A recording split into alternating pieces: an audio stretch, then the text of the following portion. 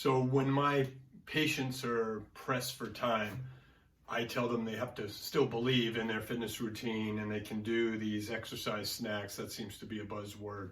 But I tell them not to forget about their core stability exercises. We're all sitting flexed, hunched over our screens and sitting in cars and slouched on the watching TV. So we need to get an extension and we're going to work at core stability.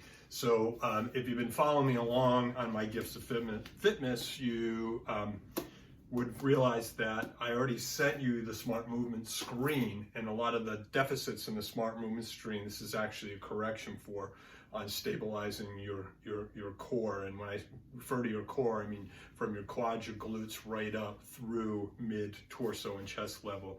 So the big three that I like is the best science around the McGill 3 is its deep core stabilization, including the obliques, the transverse abdominis, and the multifida on the back side that provide this corset. So there's a lot of variations on how to do these. These are the ones that I show my clients to do.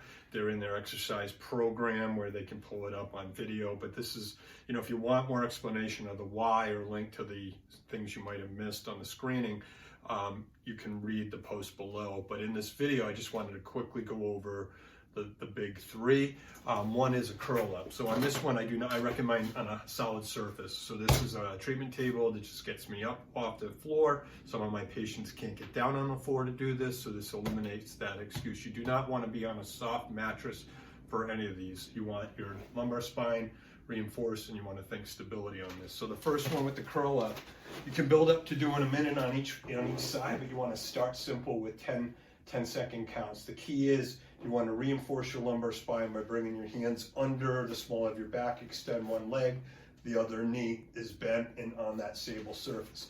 Start by curling your elbows forward off the table, lift and follow with your core. You want to engage from here and you want to continue to breathe. You do not want to be flexing, you don't want to be looking around, you want to hold neutral spine, look up. After 10 seconds, you can repeat, switch sides. You can build up to doing a full minute on each side with the hold, but certainly these are going to be harder. If you've never done these before, these are going to be harder than they feel. If you take time and you're actually breathing and feeling that core contraction, these are pretty difficult. Second one is this side plank. You can start with your hips stacked, knees bent, your pivot point's going to be off the knee, and you want to bridge from your forearm. You want to take this curve out of your spine, come up, use your oblique muscles. Again, you don't want to be looking around with your neck.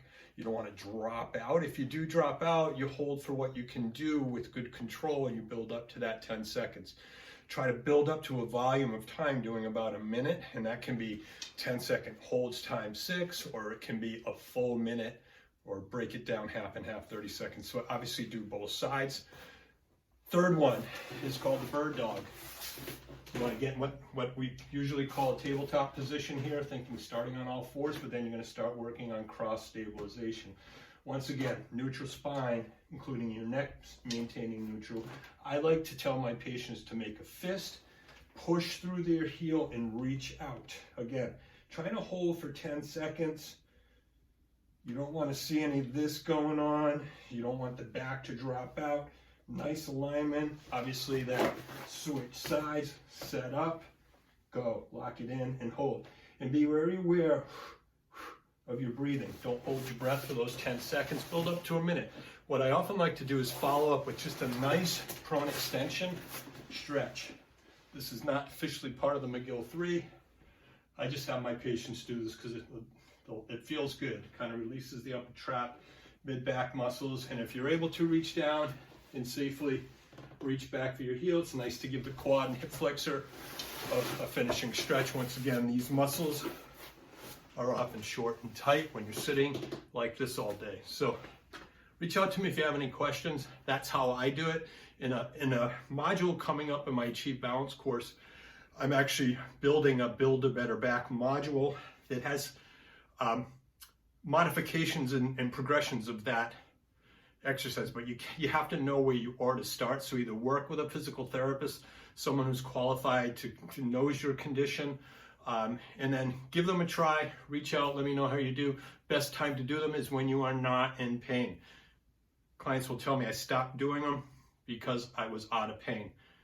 The worst time to think about having to start over and do these exercises, if your back is out and you're fearful of moving, your muscles have memory, get back to these patterns of doing them. It literally takes 3 to 5 minutes to get through this whole sequence. So give them a try. If you have any questions, shoot me a link, shoot me something in the comments here or message me through the chat, and I would be glad to talk you through any questions you have. Thanks.